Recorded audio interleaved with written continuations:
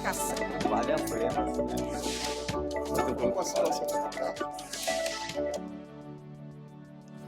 Olá, está no ar mais um programa em discussão. Hoje o centro do nosso debate é a Lei Geral de Proteção de Dados Pessoais. Sancionada em agosto do ano passado pelo então presidente da República, Michel Temer, a nova legislação entrará em vigor em agosto de 2020. As empresas já estão se adequando para cumprir o que determina a LGPD. E para falar mais sobre essas mudanças, aqui no estúdio eu recebo Marco Mendes, especialista em cibersegurança da Aon, e Samantha Oliveira, diretora jurídica da New Way. Obrigada pela presença de vocês aqui no estúdio com a gente.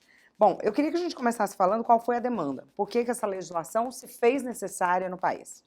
Bem, a legislação se fez necessária pelo momento em que a nossa humanidade vive, né? O momento em que a economia vive. Hoje em dia a gente vive numa economia que a gente chama de economia de dados, né? Ou seja, a gente usa as informações que são coletadas no dia a dia, as informações referentes a pessoas físicas, negócios, mercado, pessoas jurídicas, para que a gente tome decisões mais assertivas com relação aos nossos próprios negócios, né? A nossa própria oferta de serviços e produtos. E quando você trata dados pessoais, quando você trata dados corporativos, é importante que você tenha diligência e responsabilidade sobre aqueles dados, né? Se eu estou coletando e usando para um fim que me interessa, é importante que eu dê a determinada proteção e segurança àquele dado. E até então não se exigia isso aqui de forma muito clara e expressa no Brasil, né? Em outros locais do mundo isso já estava sendo discutido há bastante tempo. Aqui também estava sendo discutido há bastante tempo, mas sem nenhuma legislação. Então, não sei se a Samantha concorda comigo, a lei veio exatamente para esse momento, um momento em que, para empresas, o uso de dados conversíveis e informações é crucial para o desenvolvimento do negócio. Eu acho que complementando aqui o que o Marcos disse, eu pontuaria que surgiu uma necessidade realmente do país se inserir num contexto internacional. Então, nós desejamos sentar na OCDE e um dos requisitos ali que foi colocado em pauta para a gente era ter um nível adequado de proteção de dados, e isso só poderia acontecer se nós, por sua vez, tivéssemos uma legislação adequada para garantir essa transferência dos dados ao redor do globo. Então, a gente também, entendendo a importância desse tema, tentando colocar o Brasil aí nesse contexto internacional e conseguir a nossa proteção ao lado de países vizinhos que já possuem, a gente buscou aí aperfeiçoar Na verdade, eu diria que a gente fomentou esse projeto que havia já de uma iniciativa lá de 2010, para poder realmente transformar aí a nossa LGPD numa lei equilibrada e satisfatória para todos, tanto do ponto de vista de desenvolvimento de novos negócios, quanto aliada aí à necessidade, claro, de preservar todos os direitos dos titulares e dos cidadãos. E, consequência disso, a gente traz investimentos para o país, a gente protege os dados pessoais dos cidadãos, e acho que é um benefício para toda a sociedade. Samantha, dá para a gente falar um pouquinho do sentimento do cidadão? Afinal, vocês trabalham com segurança, mas também são, né? Como é que ficava, e fica ainda, né? Porque a lei começa a vigorar em 2020, em agosto de 2020, essa insegurança da pessoa que é o dono das informações, o dono dos dados? Eu acho que agora os cidadãos, né, todos nós temos um maior controle, um maior domínio sobre as informações que são processadas a nosso respeito. Então a LGPD ela traz um capítulo próprio, específico, onde o cidadão, qualquer pessoa natural ali, tem uma série de direitos e prerrogativas. Então eles podem pedir a retificação, eles podem pedir mais clareza e transparência sobre como as suas informações são processadas. Claro, você dá ali, você empodera o cidadão, existe também uma questão de cultura, né? E aproxima, claro, esse diálogo entre todos os setores com o próprio cidadão. Acho que esse é o fundamento, você construir essa confiança, essa transparência nessa relação. E o cidadão pode simplesmente também proibir qualquer uso. Claro, ele pode, principalmente quando ele tiver ali os seus dados pessoais processados com base no consentimento. Ele pode revogar esse consentimento a qualquer momento, né? E se assim ele entender que é necessário, ou enfim, por uma decisão dele, ele pode solicitar essa revogação. Você queria fazer uma contribuição? Eu concordo com a Samantha nesse sentido da vulnerabilidade, né, que a gente sentia como usuário. Mas uma coisa que eu tenho reparado, não sei, Samantha, se você percebeu isso também, durante os estudos que a gente faz sobre o risco, como o risco impacta a sociedade e qual que é a relevância desse risco para as pessoas, a percepção do valor das informações para o titular aqui no Brasil ainda é muito pequena, né? A gente não tem uma consciência criada em torno da importância da informação que eu carrego, né? Então, qual que é o valor que eu tenho para o negócio? Por que é importante que aquela companhia que está trabalhando, me ofertando um produto ou serviço, ela colete as minhas informações? E isso está muito refletido nos estudos que são feitos a respeito do mercado brasileiro, né? Existem estudos que dizem qual é o custo de um vazamento de dados para as empresas, e quando você vai ver o resultado desse estudo pro Brasil, o Brasil é considerado um dos países onde o custo atrelado a um vazamento de dados é um dos menores do mundo. Na contrapartida, quando você olha para os estudos de vulnerabilidade do nosso país, a gente é considerado um dos países mais vulneráveis do planeta. Então, assim, quando você olha para essas duas informações, elas parecem incompatíveis. Como nós somos um país que é altamente vulnerável, mas o custo relacionado a combater o vazamento de dados é baixo. E eu estudei bastante, procurei tentar entender bastante sobre isso, e a conclusão que eu cheguei, quando eu olhei esses dois estudos e os relacionei, foi a seguinte: nós não somos um país que tem consciência a respeito da importância de segurança da informação e proteção dos dados. Então, boa parte, eu posso dizer com propriedade do meu trabalho, é conscientizar as pessoas, sejam elas físicas ou jurídicas, de que segurança da informação é algo relevante. Por quê? Para que aí sim as pessoas saibam que existe uma lei que as protege, que as ajuda e que, com base nessa lei, elas podem ir atrás dos seus direitos, né? Elas podem buscar e exigir das empresas que elas tenham maior diligência, cuidado e proteção com as informações que coletam, né? Então eu acho que, até como consumidor, durante boa parte da minha vida, eu dava o opt-in, que a gente chama, né? Aquele com li, concordo, sem ler, realmente sem ler. Sem saber qual era a finalidade que ia ser usada, qual era a finalidade dos dados, para que eles iam usar os meus dados, como eles iam armazenar, de que forma iam armazenar. E hoje eu já me preocupo. Eu vou a uma drogaria, eu vou a um supermercado, eu questiono, por que você está pedindo o meu CPF? Né? Qual que é a finalidade? Para que você precisa dessa informação para processar o meu pedido, a minha compra?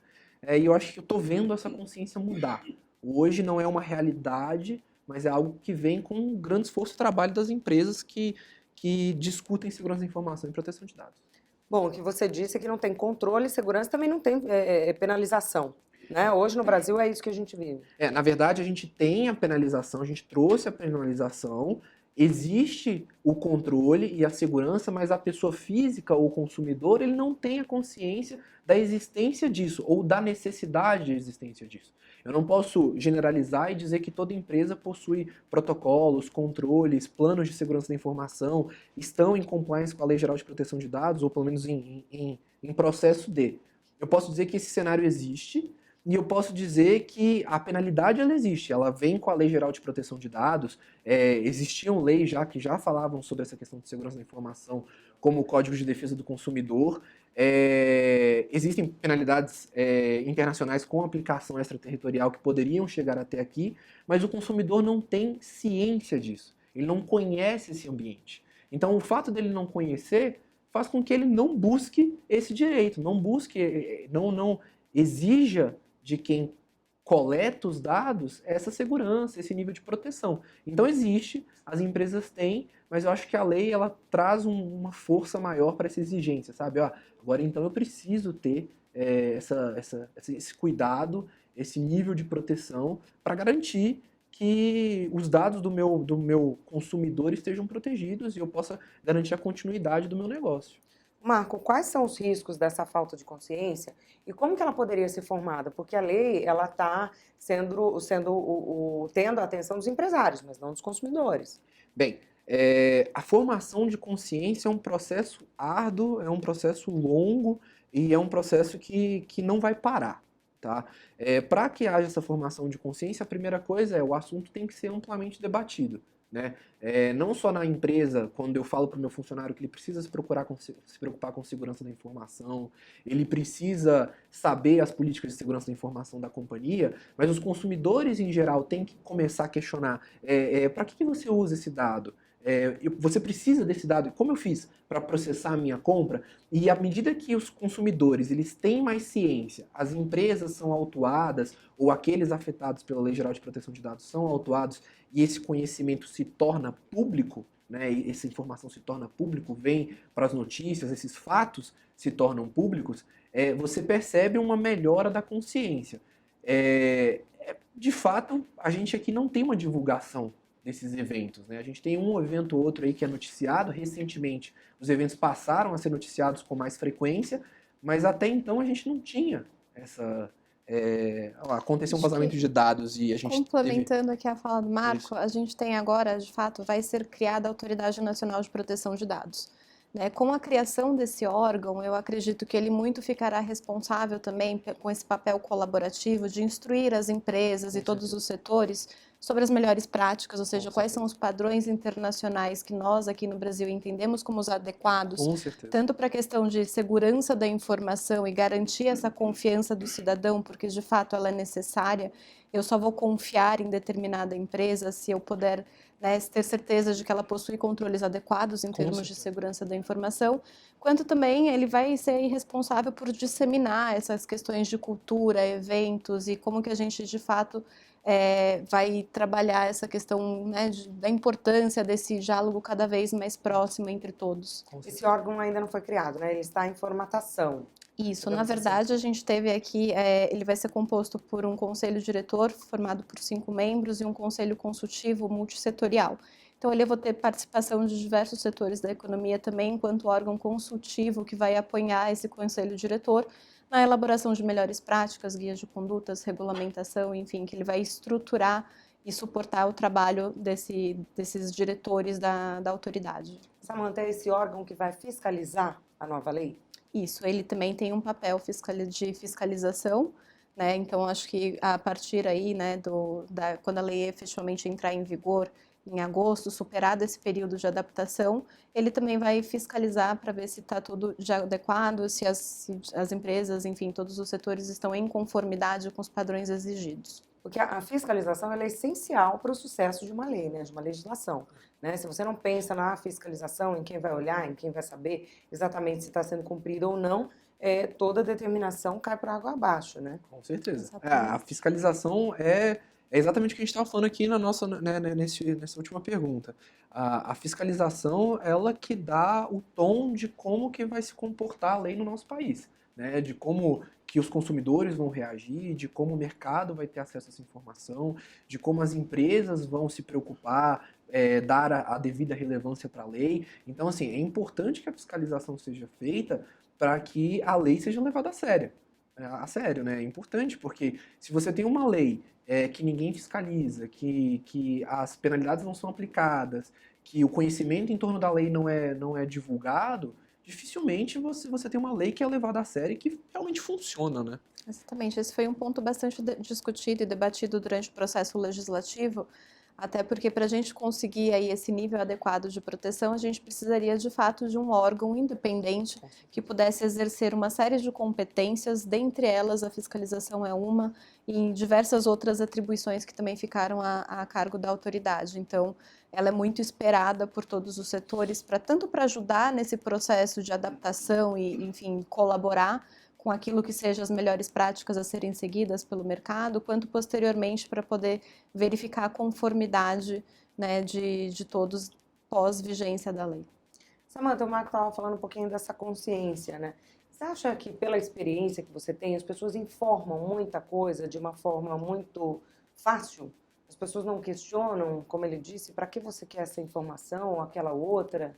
Com certeza, eu acho que essa parte da gente ter consciência de que nossos dados estão disponíveis também tem um lado de que nós precisamos, de fato, estabelecer uma comunicação maior e tentar entender na medida em que esses dados são processados e que isso pode reverter em benefício para nós mesmos, né?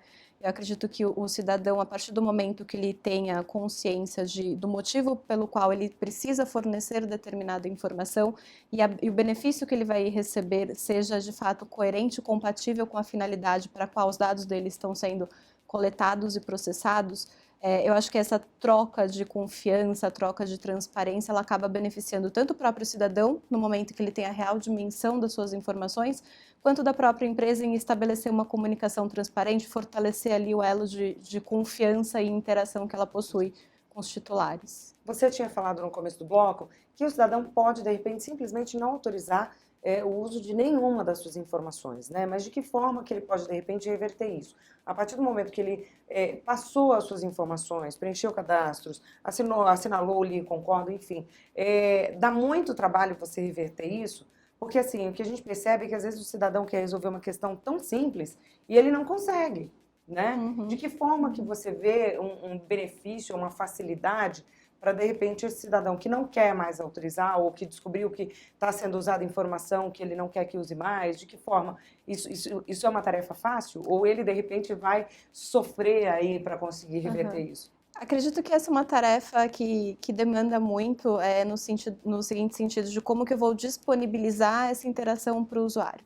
Então, eu posso fazer isso de diversas formas. Eu posso ter um e-mail de contato, eu posso ter um telefone de contato. O ponto é, eu quero facilitar esse meu diálogo com o cidadão, e agora a LGPD fala que na requisição das informações a respeito dos dados que são processados, ela tem que ser feita de forma gratuita. Então, de fato, acho que essa é a ideia, você conseguir colocar cada vez mais mecanismos à disposição para que essa interação realmente ela ocorra de uma forma gratuita e que de fato haja realmente essa interação em forma de um tempo que seja adequado à solicitação do cidadão. A operacionalização disso é algo que é muito complicado, né? Porque se você antigamente não tinha uma estrutura para atender esse tipo de situação, a partir de agora, a partir da lei, né, você vai ter que ter esse tipo de estrutura para poder atender. Então, assim, essa burocracia que hoje a gente enfrenta para tentar entender onde estão as minhas informações, com quem estão, de que forma foram adquiridas, por que que elas têm, por que que eu te peço para excluí-las e você as mantém, é algo que supostamente, com a Lei Geral de Proteção de Dados, não deverá acontecer, né? As empresas deverão estar preparadas para facilitar a comunicação com o consumidor e dar maior domínio sobre o seu bloco de dados para o consumidor. Então, assim, hoje você, a partir da Lei Geral de Proteção de Dados, o sentimento que eu acredito que os consumidores passaram a ter é de um maior domínio, uma maior consciência do bloco de dados que ele oferece para o mercado.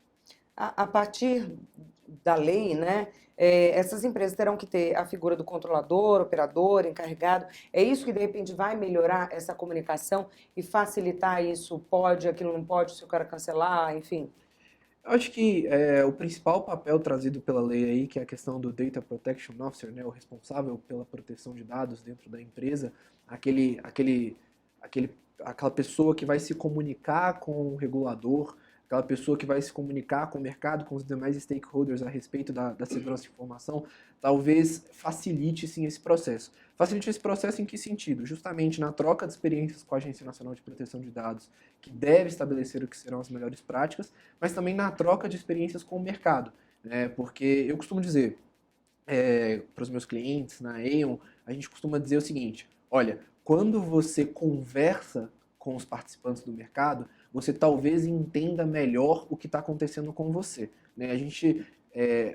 As empresas têm um defeito que eu acho que é a dificuldade em compartilhar informações. Se a gente se conversasse mais como parceiros de mercado e não tanto como competidores, no sentido de o que você sofre, talvez a sua dor seja a minha dor, talvez a sua solução seja a minha solução.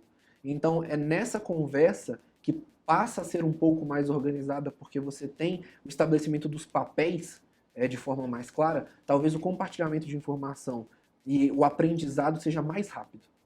O que você acha que trouxe assim de pontos de maior destaque à nova lei?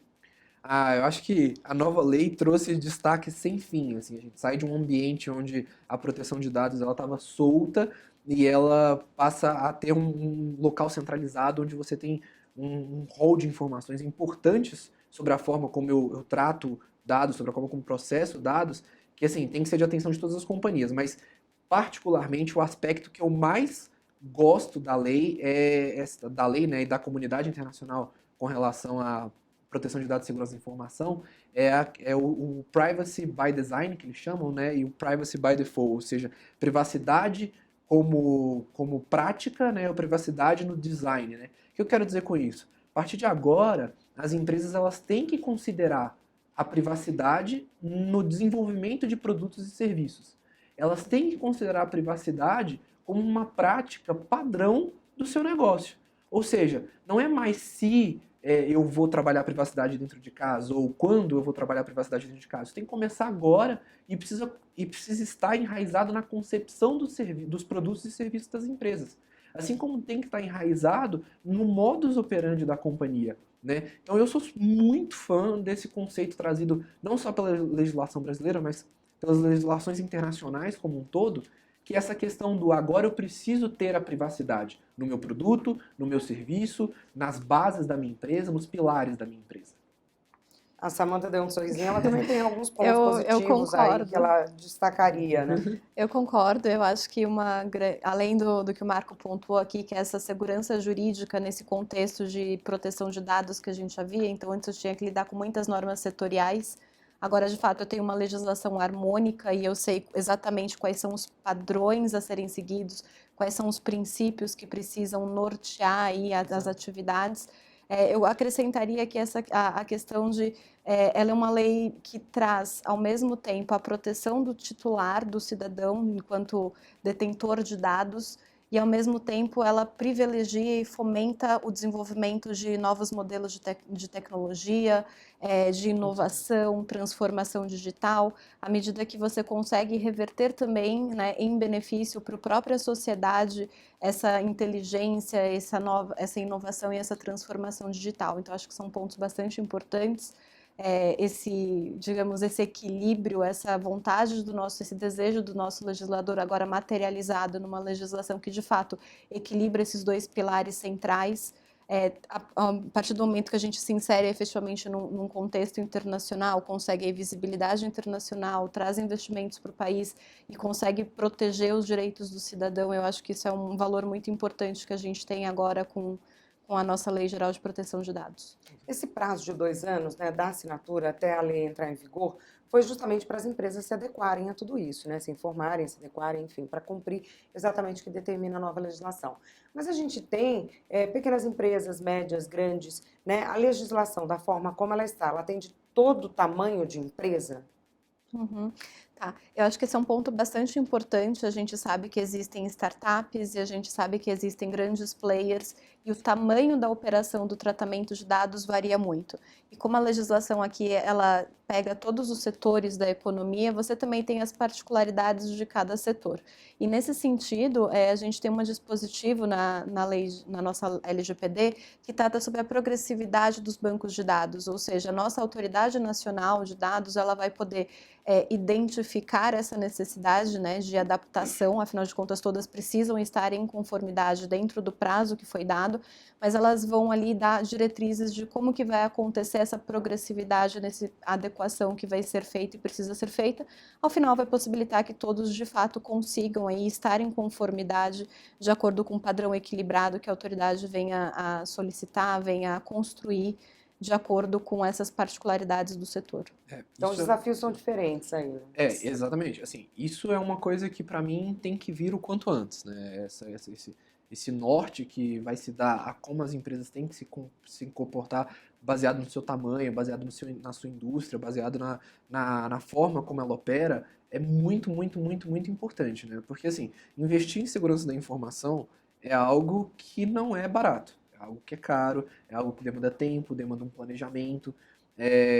A empresa ela pode tomar diversas medidas para estar. Ela precisa tomar, na verdade, diversas medidas para estar em compliance com a Lei Geral de Proteção de Dados, que na verdade são investimentos em tecnologia e segurança da informação, que muitas vezes são custosos. Então, ter esse norte, até para a gente lá na Aon que trabalha com riscos, é muito importante entender como que isso vai se suceder nos próximos anos, porque o seguro é só uma parte da proteção. O seguro que se faz para proteção de dados e segurança da informação é só uma parte de um universo imenso de outras proteções e outros investimentos que tem que existir. Né? Existem momentos diferentes quando a gente fala de contratação de seguro, existem momentos diferentes para as empresas, perfis diferentes, mas o que é igual para todos é o plano de investimento ele tem que existir, em proporções diferentes, obviamente, mas o plano de investimento tem que existir. Então, você ter um norte para que você saiba como investir, para que você saiba como estar em compliance,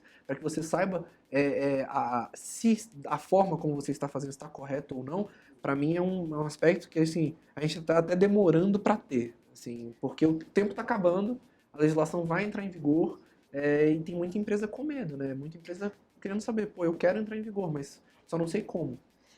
Pela experiência de vocês, tem muita gente ainda perdida e que ainda não começou esse processo, né? Porque a gente está quase completando um ano. A gente está em julho, agosto está aí, a gente está quase completando um ano aí da assinatura, né? A gente tem um ano, já, né? Tem alguns empresários aí que já passou um ano olhando para o céu. Tem muito isso ou não? O que vocês Tem. sentem? Assim, não sei como é o caso a experiência da Samantha, mas o perfil que a gente encontra de empresas, ele é muito interessante, porque tem empresas que tiveram uma facilidade para entrar nesse processo de compliance com a LGPD pelos primeiros estudos e movimentos que foram feitos em função da GDPR, então, que é a legislação de proteção de dados europeia. Então, muitas dessas empresas já começaram a trabalhar essa questão de segurança da informação com bastante tempo, né? Instituições financeiras, por conta das movimentações do Bacen, mas existem empresas que ainda não começaram. Não começaram por falta de orientação, falta de acesso à informação, não sabem por onde começar, não sabem como começar, quais são os agentes internos dentro da empresa que precisam trabalhar em conjunto para tratar disso, porque segurança da informação, principalmente sobre a ótica da Lei Geral de Proteção de Dados, não é algo só do TI, não é algo só do time de segurança da informação. Envolve principalmente time de compliance, o jurídico, a liderança da companhia, marketing, envolve diversos perfis dentro da empresa. Tem que todo mundo falar a mesma que língua. precisam falar a mesma língua e precisam atuar em cima disso. Cada um no seu campo para poder dar o direcionamento para a companhia, mas assim, os perfis são diversos. Exato. Os perfis são Acho diversos. que até durante o processo legislativo, que foi muito democrático, a gente via no começo que eram bastante, que estavam presentes acompanhando o tema, eram realmente empresas mais direcionadas para a tecnologia, e com o passar do tempo a gente começou a verificar o engajamento de outros setores. Então, mesmo durante o processo legislativo, diversos outros setores também se engajaram na temática, ou seja, ainda nesse processo de construção, né, de cooperação e colaboração, a gente viu diversos setores também engajados nessa preocupação e já se movimentando. E claro, eu acho que assim, aí eu falo por nós lá na ANEEL, e a gente entende que essa é uma lei que ela é extremamente importante para o nosso país, que a gente quer sim reforçar esse elo de confiança com os cidadãos, a gente quer ser cada vez mais transparente, portanto, segurança da informação é um pilar central e que isso enquanto valor, essa adequação, ela de fato coloca as companhias que estão em conformidade em uma posição privilegiada no mercado. Afinal de contas, quando você está em conformidade com determinada legislação, você segue as melhores práticas e você consegue ser transparente e de fato mostrar como você faz, né, todo esse processo, você aí estreita esse elo de confiança com a sociedade. Acho que isso é muito importante, é um valor e de fato, como o Marco pontuou aqui, é um valor que vem assim, eu diria que da companhia enquanto missão. Então a gente realmente abraçou, a gente entende que esse é um diferencial da empresa e essa vontade, esse desejo de se tornar cada vez mais próximos e mais abertos ao diálogo, né? O que você disse me deixou com uma curiosidade, mas eu vou falar disso daqui a pouquinho. E eu vou dar um tempinho para o Marco fazer umas contas aí, que eu queria que ele desse um exemplo de custos. Nós vamos agora para um rápido intervalo. Não sai daí que a gente volta já já.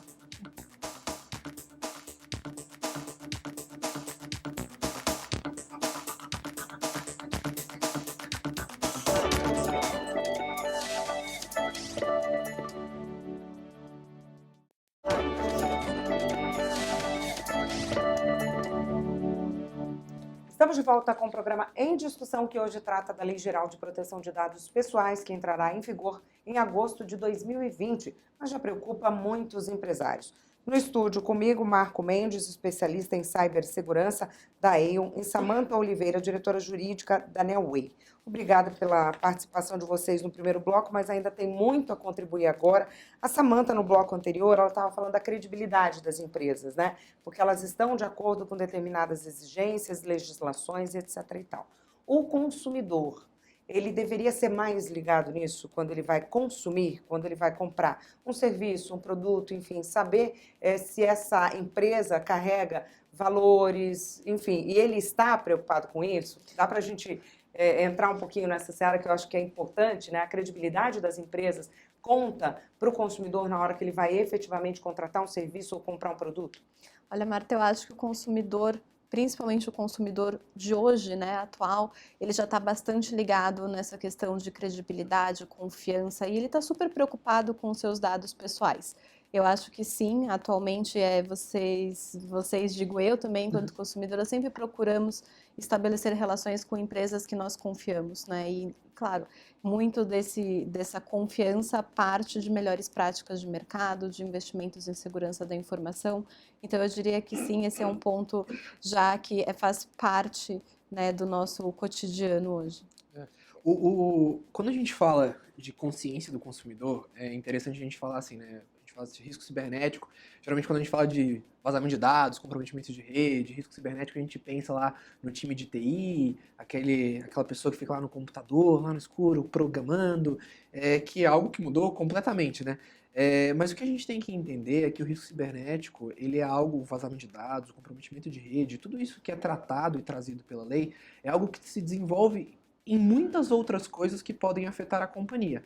Um dos principais pontos, que é algo que afeta a companhia, é o dano à reputação e à imagem, né? Então, se o consumidor ele começa a falar mal da companhia por conta da forma como ela trata as informações e faz a segurança daquela informação, aquilo tem um impacto direto nas vendas da companhia, aquilo tem um impacto direto na forma como a companhia é vista pelo mercado, né? É engraçado, lá na AIM a gente tem uma pesquisa global que a gente faz a cada 2 anos, pesquisa global de gerenciamento de risco. Nessa pesquisa, existem diversos riscos que são apontados pelos CEOs do mundo inteiro de clientes Aon, daquilo que tira o sono deles. Então, o que é que tira o seu sono? Né? Um dos riscos apontados lá é o risco cibernético, ele está lá em 6º lugar, na última pesquisa que foi feita, com uma projeção para subir para 3º lugar, mas todos os outros riscos que estão acima ou abaixo dele na colocação se relacionam diretamente. E, pasmem vocês, o dano à reputação à imagem está lá entre os primeiros colocados. E aí quando você pensa, quando você faz uma análise mais técnica, né, você faz uma análise mais profunda, o que você entende? O risco cibernético ele está em 6º, o vazamento de dados, o comprometimento de rede, o ataque hacker ele está em 6º ali, mas ele permeia a origem de todos os outros riscos da nossa sociedade à medida que a nossa sociedade evolui. Então quando eu falo, por exemplo, de um dano à reputação, imagine vocês, uma empresa que ela está para ser vendida, ela é uma empresa de comunicação, de internet, a questão dela toda depende da segurança da informação e da proteção de dados, aí ela passa por um incidente de proteção de dados, segurança da informação, de vazamento de informações, e aí o preço daquela empresa diminui, certo? Ou seja, o risco que preocupa a empresa é o dano à reputação, porque ela é uma empresa pública, de capital aberto, ou que está para abrir o capital, certo? Mas a origem daquele problema foi a origem do vazamento de dados do risco cibernético. Então, sim, quando a gente fala do consumidor, ele estar ciente, ele procurar, ele saber, ele informar, é algo que a empresa tem que se preocupar, porque é algo que afeta diretamente o valor da própria companhia. E à medida que nós vamos evoluindo, segurança da informação, como a Samantha brilhantemente disse, passa a ser um alicerce de grandes companhias. Ou seja, eu vendo segurança da informação como um diferencial da minha companhia perante os meus competidores no mercado. E dá para a gente falar um pouquinho, talvez seja espinhoso, quanto custa ter esse diferencial? Dá para ter uma média? Não existe essa fórmula? Né? Dá para a gente falar um pouquinho disso? Dá pra gente falar disso sim. Não dá pra gente falar quanto custa. Por que não dá pra gente falar quanto custa? Os perfis de segurança da informação são muito diferentes entre empresas. Empresas de mesmo tamanho, empresas de mesmo setor, até empresas de setores diferentes, tamanhos diferentes. A segurança da informação entre essas empresas ela vai variar muito. O momento que essas empresas se encontram, ele vai variar muito. E o que acontece quando a gente fala de riscos cibernéticos é que a forma como ele se desdobra é muito imprevisível, né? Eu posso ter um risco cibernético que resulte, por exemplo, num impacto na imagem da empresa, na diminuição do valor das ações, como eu posso ter um evento simples, facilmente contingenciado, com uma vulnerabilidade facilmente resolvida e aquilo não resulta em nada. E talvez a solução que a empresa tem naquele seu momento, ela foi suficiente. Às vezes a empresa não consegue enxergar que ela precisa de mais, porque aquele determinado momento foi contingenciado. No mesmo estudo que eu falei, esse estudo é um estudo feito pelo Instituto Ponemon com a IBM em 2017, ele fala que um vazamento de dados de 10 mil registros, ele tem um valor assim de contingenciamento de 1,6 milhões de dólares para empresas brasileiras. Ou seja, se tudo der errado, num vazamento de dados que vazem aí 10 mil registros, que estão sobre poder da empresa, os custos entre a resposta ao incidente, a comunicação com o mercado, o reinvestimento em software e hardware e o que mais for necessário para contingenciar aquele evento, ele tem uma média ali de 1,6 milhões de dólares. Mas pode ser que esse valor seja 1,6 milhões de dólares, pode ser que seja mais, pode ser que seja menos, depende de qual tipo de informação está ali. De qual tipo de consumidor foi afetado, do nível de consciência do consumidor que foi afetado, da atuação da Agência Nacional de Proteção de Dados. Então, assim, as variáveis por trás de montar um custo desse incidente são inúmeras. E para que você saiba o quanto você gastaria para que você esteja em compliance com a lei, ou para que você esteja preparado para lidar com segurança da informação, é preciso que a empresa dê o primeiro passo. É preciso que a empresa vá atrás de fornecedores multidisciplinares, comece a perguntar sobre o próprio perfil, comece a questionar e indagar sobre o próprio perfil. Só assim as empresas elas vão começar a entender qual é o custo atrelado à preparação, né, o que a gente chama de pré-evento, e a resposta, que é o que a gente chama de pós-evento. Acho que é bem bacana, ajuda bastante, assim, o que eu posso falar, por exemplo, que a gente estava aqui comentando sobre esse custo de adequação. Eu acho que assim, o custo de adequação, ele depende, claro, do tamanho da tua operação de tratamento. Por exemplo, nós ali na Neoway, né, a gente é uma empresa de Data Analytics e Inteligência Artificial, então nós coletamos dados públicos, né, geramos conhecimento sobre esses dados, ou seja, a gente leva informação através de um processamento de dados. Então, nós temos uma operação que, por sua vez, por trabalhar com dados pessoais, precisamos de todas essas proteções e a gente implementou, do ponto de vista técnico, o DMM ainda em 2012, ou seja, na concepção da companhia, a gente estava falando um pouquinho do Privacy by Design, a gente já incorporou no nosso mindset que era necessário pensar nessa proteção de dados, dessa gestão do ciclo de vida de dados, e a gente implementou o DMM. Posteriormente, a gente teve ali o GDPR e a própria LGPD, que ela traz como uma obrigação a questão de você possuir medidas técnicas e organizacionais adequadas para garantir essa conformidade de tratamento, essa proteção e essa segurança. Então, o primeiro passo é montar, de fato, uma estrutura onde você consiga fazer, a partir de um data mapping, identificar quais são todas as suas etapas de tratamento, desde o momento da coleta até o seu momento de processamento, de higienização, de comunicação de dados, até, de fato, o descarte seguro dessa informação. Durante esse processo, claro, a gente também aí tem a figura do encarregado, do Data Protection Officer. Qual que é a estrutura que, né, esse encarregado precisaria ter para suportar esse processo de conformidade, de adequação? Isso também depende muito do modelo de negócio, do tamanho da operação que você possui e entender também como que você vai gerenciar, né, quais são os skills, as habilidades técnicas que precisariam suportar o papel desse encarregado, como que ele poderia gerenciar, enfim, a implementação de práticas que venham, de fato, durante esse processo de adequação, dar aí um diferencial ainda maior, uma segurança ainda mais precisa sobre esses processos. Então, a partir desse data mapping, onde você identifica toda a tua operação, você começa a trabalhar a implementação de novos controles, seja por meio de uma ISO, seja por meio das normas NIST, e agora a gente já tem normas bem específicas para trabalhar com proteção e privacidade de dados.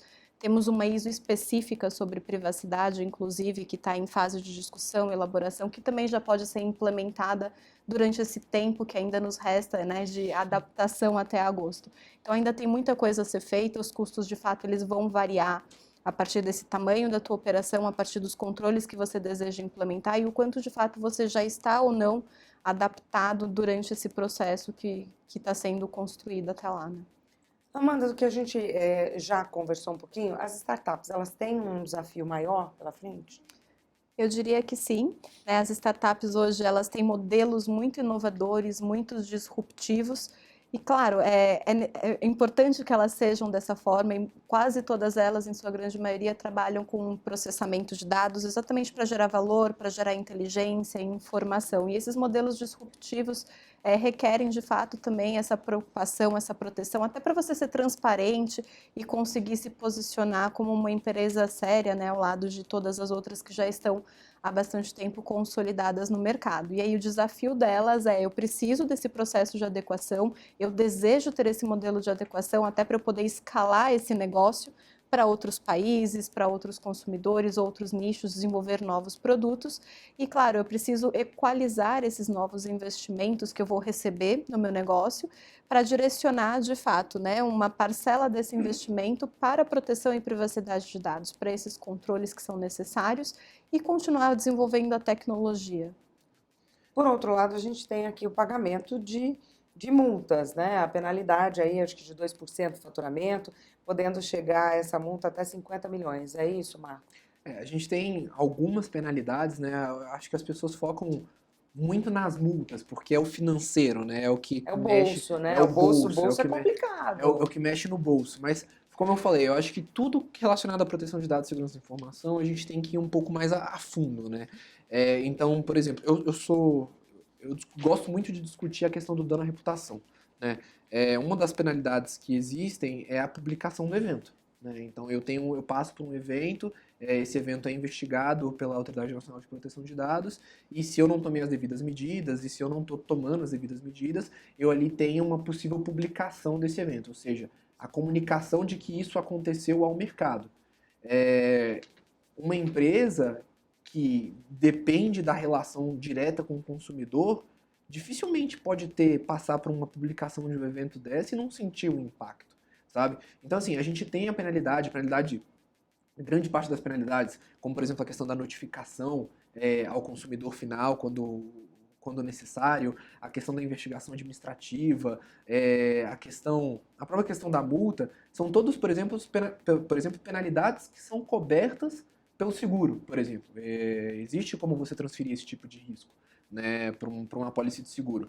Mas nada supera o fato de que se você não responder adequadamente ao incidente, esse incidente ele começa a escalar de tal forma que outras penalidades serão ativadas e aplicadas, e essas penalidades, muito mais do que a multa, podem causar um prejuízo maior para a empresa, podem causar o fechamento da empresa. Afinal, no final do dia, se eu sou um consumidor, se eu sou uma startup, por exemplo, de comércio eletrônico, e eu dependo que o consumidor compre de mim, se eu tenho algo que fala que eu não sou capaz de gerar uma segurança para aquela relação de compra online, o consumidor não compra, eu não vendo, logo não produzo, logo vou à falência. Então, assim, eu não precisei nem da multa ser aplicada para que eu tivesse uma penalidade que me causasse um estrago muito maior do que uma penalidade de 2% do meu faturamento. O que eu acho que é interessante comentar é que, assim, no âmbito de startups, muitas startups querem progredir, querem crescer, têm aquela fome, querem correr atrás de gerarem melhores resultados, de se destacarem, de se tornarem o próximo unicórnio. Mas o que eu acho que tem que ser visto pelas startups muitas vezes, obviamente observado os custos atrelados a isso, quando eu faço um bom gerenciamento de risco, o meu perfil para o investidor, ele fica muito mais atrativo. Então, se eu sou um venture capital, um private equity, uma empresa de investimento que compra esse tipo de empresa, investe nesse tipo e aporta capital a esse tipo de empresa, se eu estou analisando o risco de investir nessa empresa e essa empresa faz um bom gerenciamento de risco do seu dia a dia, eu fico mais confortável em aportar meu capital àquela empresa, porque eu sei que os riscos estão bem contingenciados. Então, no final do dia, eu acho que é muito importante que as empresas elas prestem atenção nessa transferência de risco, não tanto se preocupando com qual tipo de penalidade vai ser aplicada, porque se você passar pelo problema, a penalidade vai vir de qualquer forma. Mas é bom que você se preocupe muito mais com o gerenciamento de risco que você faz dentro de casa, porque isso é o que vai evitar a penalidade no final do dia. A Europa, como você trouxe já durante o nosso debate, ela colocou em vigor uma lei pioneira aí na proteção de dados, né? O que difere a legislação deles da nossa? O que de repente está mais detalhado ou está mais avançado? Como é que vocês aí que estão por dentro da legislação e também do que entrou em vigor lá podem dizer aí se dá para comparar? Até porque são perfis diferentes, né, de empresas. Então, assim, como é que a gente pode abordar esse lado? Posso falar?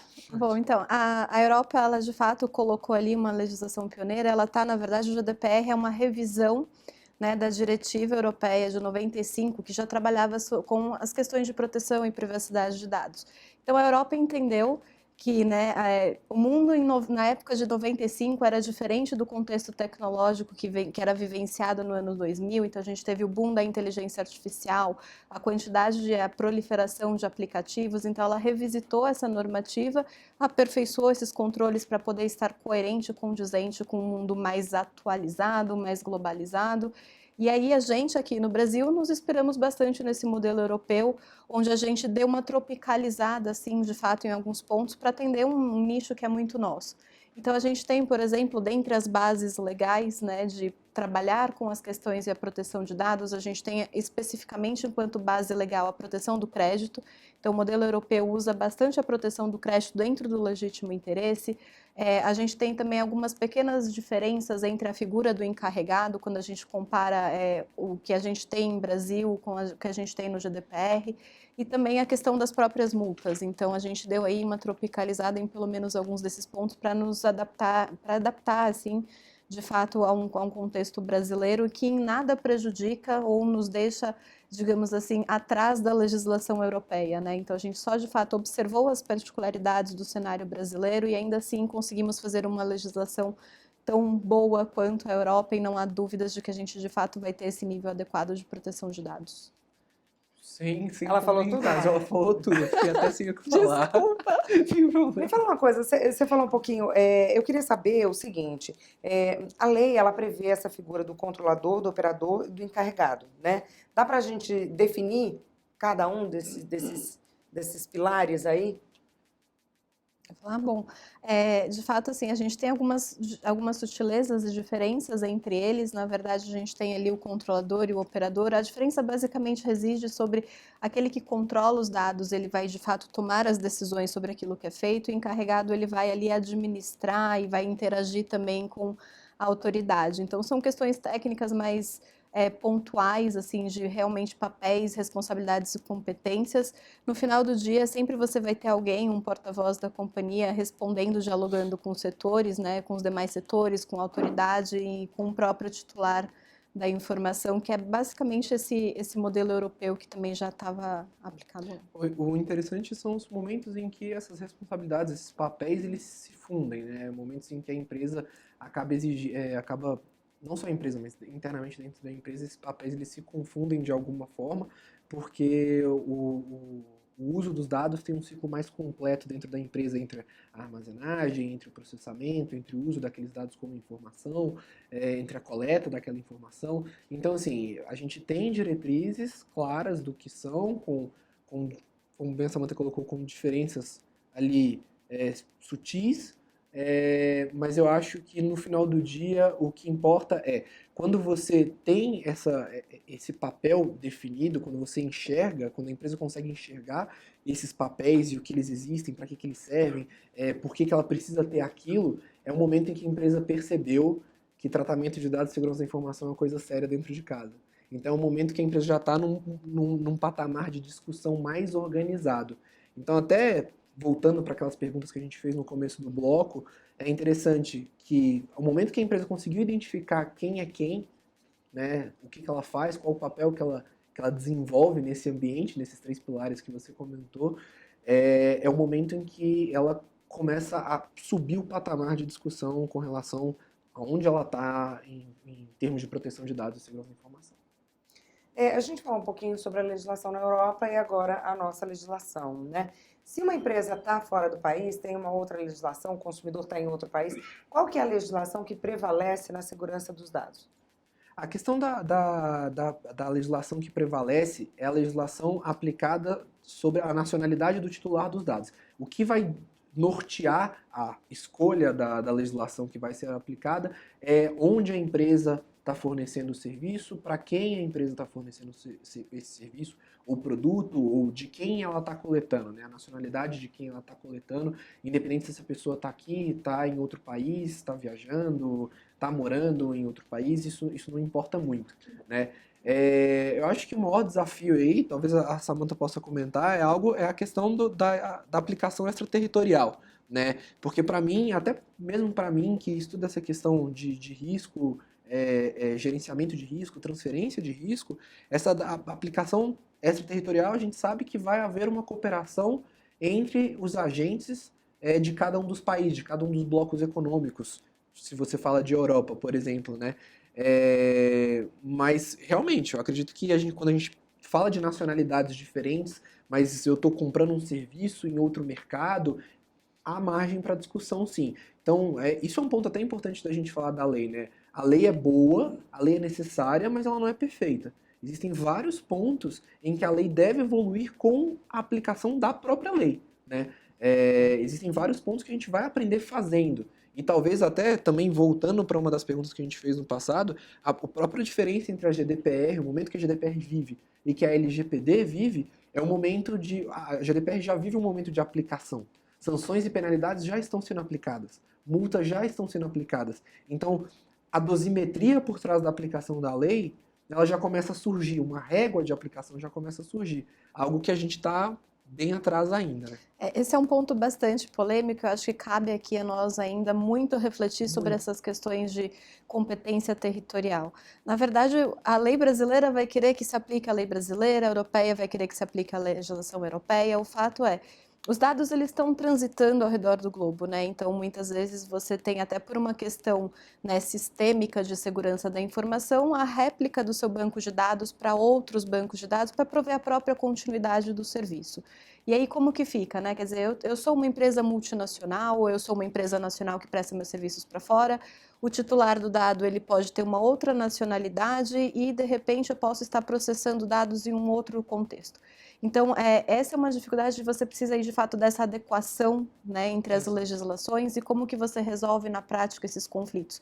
Você não pode, né, empresa ou titular, desrespeitar a legislação a qual você está sujeita para cumprir uma legislação de outro país. Então, eu acredito que esse é um tema que realmente não tem uma resposta precisa, Exatamente. objetiva, de uma forma geral, depende muito do que está acontecendo no caso concreto, até para você verificar sobre ali o conflito de soberania de países, qual que é a legislação que vai se aplicar e que seja de fato correspondente à melhor solução pelo caso. Enquanto isso, a gente discute, sim, alguns acordos. Então, por exemplo, a gente tem transferências de dados pelo Privacy Shield, a gente tem transferência e acordos de cooperação pelo EMILAT, quando se trata de proteção à vida, à segurança dos titulares dos dados. E aí, claro, a decisão ela realmente vai ter que ser analisada casuisticamente para a gente ver onde de fato o dano aconteceu, de qual era a nacionalidade, qual que é a legislação que vai ser aplicada. Então, isso ainda tem discussão e pode ocorrer aí, sei lá, alguma mudança na lei, né, à medida que ela é aplicada e que as demandas vão surgindo, enfim, tudo isso também pode mudar, Samantha? Eu acredito Assim, não que tudo, sim. né, mas de repente algumas adequações ali seriam inseridas, Eu né? acredito que sim, eu acho que, por exemplo, na minha perspectiva agora, é uma posição muito particular enquanto acadêmica, de que as autoridades nacionais, né, de proteção de dados de cada país, em algum momento elas vão dialogar entre si, até para poder entender e ajudar a aplicar a melhor solução ao caso concreto, porque independente da legislação que vai ser aplicada ou não, o importante é, de fato, você dar a melhor solução a determinada questão que está sendo colocada ali. Então, claro, as autoridades, elas vão, né, de dados, elas vão começar a interagir entre elas e vão pensar essas questões. De repente, vamos ter um organismo internacional para resolver conflitos de competências? Não sei, pode ser uma alternativa? De fato, pode, né? Até para você, de fato, aplicar a melhor solução sem violar nenhuma legislação e, de fato, entregar a decisão da melhor forma possível. A questão da cooperação internacional é de fato importantíssima, né? A gente deve ter de agora para frente um diálogo mais aberto, né? A partir do momento que o Brasil ele se insere num contexto onde ele faz parte de um rol de países que cuida e trata da segurança da informação de uma maneira mais respeitosa. E assim, como toda lei, a gente vai aprender na prática, a gente vai aprender colocando em prática. É claro que existem aplicações da norma ou formas de atuar de reguladores que funcionam bem e a gente pode tentar replicar aqui no Brasil, né? O que eu quero dizer com isso? A gente pega, por exemplo, os Estados Unidos, né? O órgão regulador americano de mercado de capitais, a SEC, ele vai atrás de diretores e administradores como forma de garantir que política de segurança da informação seja bem aplicada, seja bem feita, seja realmente vista pelas empresas. Nada impede, por exemplo, a CVM de fazer a mesma coisa aqui. Ou seja, começar a autuar diretores e administradores para que eles possam verificar que a segurança da informação está sendo levada a sério dentro das empresas, né? Então, assim, sim, existem práticas internacionais que podem ajudar a gente a aprender, existem situações que provavelmente só vão acontecer no Brasil e a gente vai compartilhar com os parceiros internacionais e, assim, a lei ainda pode mudar, como qualquer lei pode mudar, a lei ainda pode mudar, né? Tudo depende de como vai ser o decorrer do nosso mercado, de como de como o risco vai se comportar, as empresas vão se comportar, a Agência Nacional de Proteção vai se comportar. Esse quadro, ele só realmente vai ser totalmente compreendido, ou parcialmente compreendido, a partir do momento que a gente tiver a prática acontecendo mesmo. O consumidor deve ser o grande beneficiado, né, com a lei que entra em vigor no ano que vem. Hoje, antes da lei entrar em vigor, como é que ele deve se comportar, o que ele deve fazer, né, se sentir lesado, como é que ele fica aí nesse período de transição, de aprendizado, de adequação, né, das empresas? A gente conversa bastante com o consumidor, pessoa física, né? A gente sempre tenta entender qual que é a angústia que ele tem, porque a gente, como eu falei, a gente busca educar, a gente busca compartilhar informações. E assim, primeiro de tudo, eu preciso entender a relevância que o meu dado tem para a empresa, né? No final das contas, quando eu falo de mídias sociais, quando eu falo de redes sociais, quando eu falo de empresas que tomam decisões com base nas informações que coletam dos usuários, eu sou o produto da empresa. É isso que a empresa vende, são as informações que ela coleta, os dados que ela coleta e as informações que ela consegue gerar a partir daqueles dados, né? Então a primeira coisa preciso tomar consciência da relevância do meu dado. O seguinte ponto a gente tem que parar de dar esses opt-in sem ler. O opt-in, que é o aceite eu declaro que li e aceito, concordo com todos os termos aqui. Isso tem que parar de acontecer. É por isso, inclusive, que a legislação ela incentiva que a empresa faça isso de uma forma mais amigável, que ela torne esse tipo de informação mais amigável para o leitor, né? Para o usuário que está lendo aquilo ali, está confuso, está perdido, está extenso, está complicado. Geralmente é extenso, é difícil a compreensão e as letras são miudinhas, né? E aí o consumidor realmente fica vendido. Exatamente. Então é por isso que a forma como elas vão vir agora, esses termos, eles vão vir agora, é muito importante que eles venham claros, o consumidor passe a ler e entender, efetivamente só opte por aceitar quando realmente concordar, saiba os canais de comunicação com a empresa que usa os dados do consumidor, né, que trabalha os dados desse consumidor, e existe sempre a questão do PROCON, para ajudar o consumidor quando ele se sentir lesado, que é um órgão amplamente procurado antes da gente começar a falar de Lei Geral de Proteção de Dados, antes da gente começar a falar de segurança da informação da forma ampla como a gente está falando. E aí existem aquelas dicas pequenininhas de dia a dia, né? Não usar o mesmo password, não usar a mesma senha para todos os aplicativos, usar um gerenciador de senhas, buscar senhas mais complexas, manter os aparelhos sempre atualizados. Essa é a maneira como o consumidor, na pessoa física, ele mitiga o risco de vazamento de dados para ele, né? Saber com quem ele está compartilhando, por que ele está compartilhando e ter consciência de por onde os dados dele estão permeando. Porque eu acho que uma coisa muito interessante que a gente tem que entender tudo que a gente tem hoje basicamente é o nosso nome, né? O nosso nome nos dá o crédito, o nosso nome nos dá acesso aos lugares, o nosso nome que consegue o emprego, que nos faz perder o emprego. A nossa imagem ela é algo que é muito valiosa hoje, né? Se essas informações vazam, comprometem o meu crédito, comprometem a minha imagem, eu talvez não consiga arrumar um emprego, eu talvez não consiga tomar linha de crédito no banco, eu talvez seja processado por algo que eu não fiz, por uma falsificação de identidade feita em meu nome. Então é importante que o consumidor tome esses pequenos cuidados para que, antes mesmo da lei entrar em vigor, ele seja totalmente beneficiado observando todos esses princípios de segurança. Gente, eu queria agradecer demais a presença de vocês aqui, todo o conteúdo que vocês trouxeram para o nosso programa. Obrigada. Obrigada, Marta. Até a próxima. O programa Em Discussão de hoje termina aqui. Lembrando que você pode rever todo este conteúdo no canal da TV Alesp no YouTube. Obrigada pela sua companhia. Até o nosso próximo encontro. Ele não me deu a regressiva?